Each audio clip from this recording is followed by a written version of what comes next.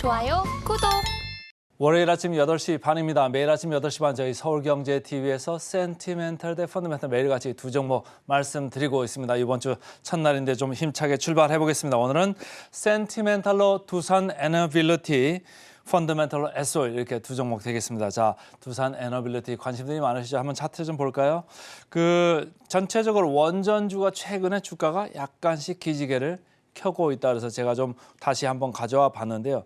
두산 에너빌리티 제가 파란 줄로 이렇게 표현을 했습니다만은 지난 1년간 대비해서는 그렇게 오른 게 없을 정도로 지금 상당히 주가는 약세권에 머무르고 있다. 그런데 최근에 일단 작년 11월 정도에 바닥은 치고 주가가 슬금슬금 이렇게 고개를 들고 있습니다. 최근에는 11차 전기본 그러니까 전력수급 기본 계획이죠. 이런 거에 이제 초안이 나오면서 원전과 관련된 쪽에 뭔가 좀 이슈가 좀 있습니다. R&D, 원전을 하는데 연구 개발하는 그쪽에 예산을 좀 더 투입을 하겠다. 일감을 주겠다. 이런 얘기가 좀 나오고 있어요. 그리고 경남 창원, 경남 이쪽 지역에다가 원전 클러스터라는 건 한 단지잖아요. 그런 산업단지를 좀 더 육성을 해보겠다. 이런 얘기들이 나오면서 원전주를 보는 시각들이 지금 많아지고 있습니다. 아무래도 윤석열 정부는 원전 쪽에 조금 좋은 정책들을 많이 내놓고 있기 때문입니다. 다른 한전 KPS, 한전기술, 한전산업도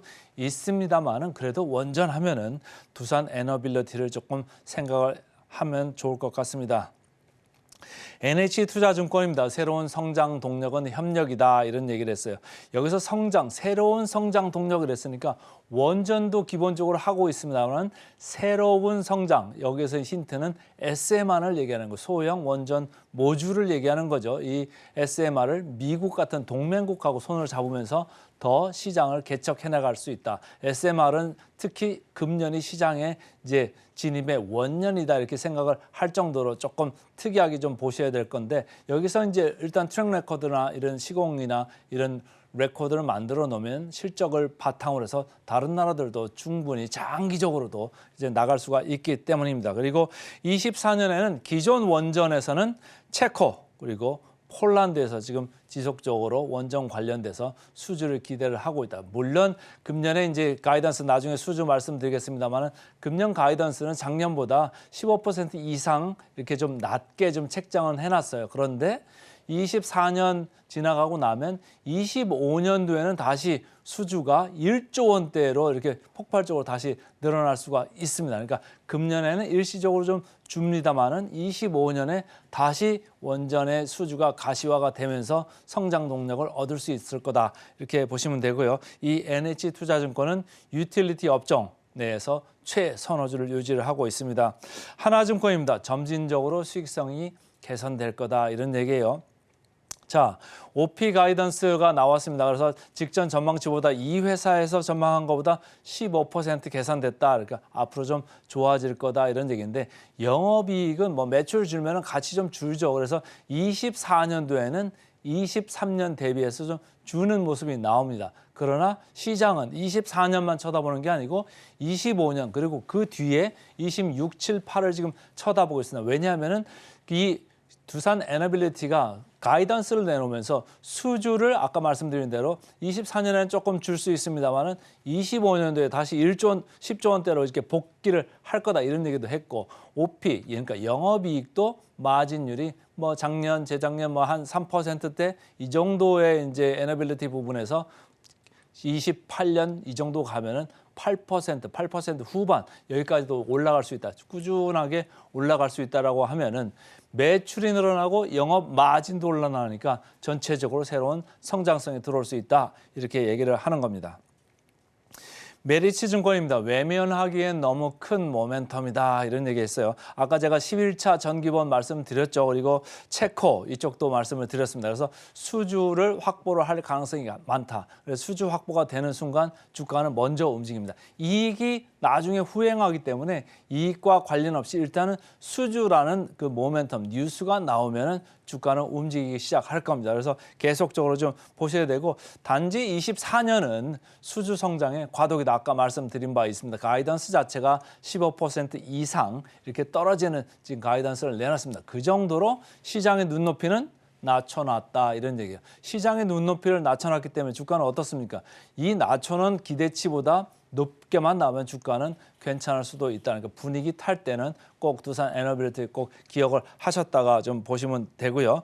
중장기 전망에 있어서의 자신감 이거를 드러냈다 이런 얘기예요. 아까 말씀드린 대로 영업이익률이 뭐 작년 재작년 뭐 한 3%대 그 언저리에 있었다고 보면은 중장기적으로 봤을 때는 8%대까지도 한 앞으로 4, 5년 안에는 갈 수 있다 이런 자신감을 내비쳤어요. 그거는 막 아까 말씀드린 원전도 있습니다만은 SMR 관련해서도 다 그 같이 이렇게 버무려져 가지고 이렇게 자신감을 나타난 거기 때문에 지금 밸류에이션은 조금 비쌉니다. 그러니까 비싸지만은 좀 중장기적으로 볼 필요가 있다. 지난번에 제가 삼성중공업이랑 다른 조선주 말씀드릴 때도 그랬죠.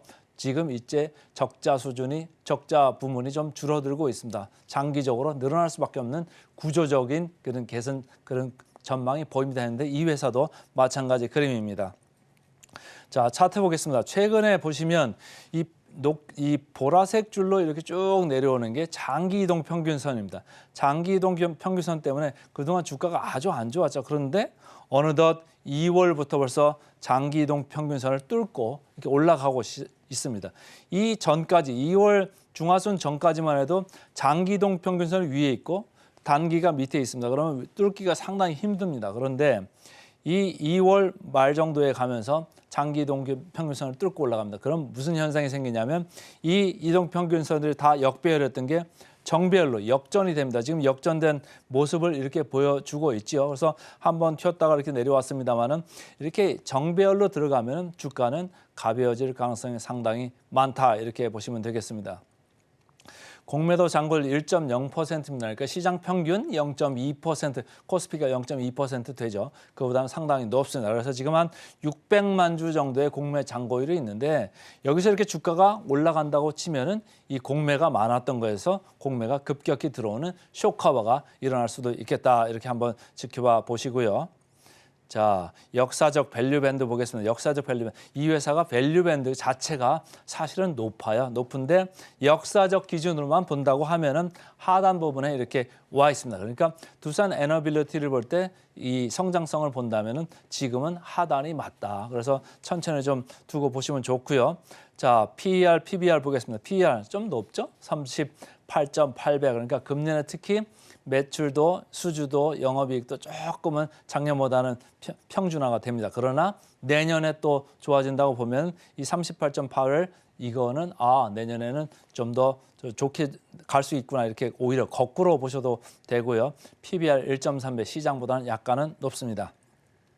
자, 목표가 볼게요. 목표가 2월 들어서 약간 상승을 했습니다. 그래서 목표가 대비 현재 시장에서는 35% 정도 상방을 열어놓고 있습니다. 그래서 오늘은 두산 에너빌리티 센티멘탈 주식으로 먼저 말씀을 드렸습니다. 펀더멘탈로 넘어가겠습니다. 펀더멘탈 S51입니다. 몇 번 말씀을 드렸는데 차트 한번 볼까요?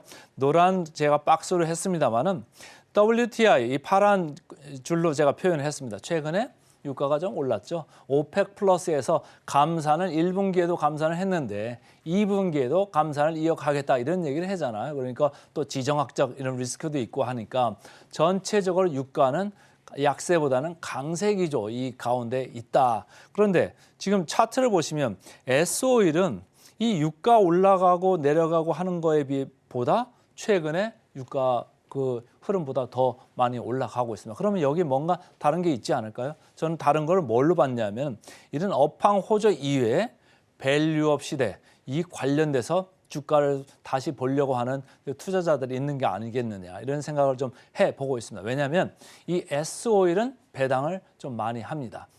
금년에 배당이 좀 작년보다는 좀 늘 거예요. 그러니까 23년에는 좀 줄었습니다.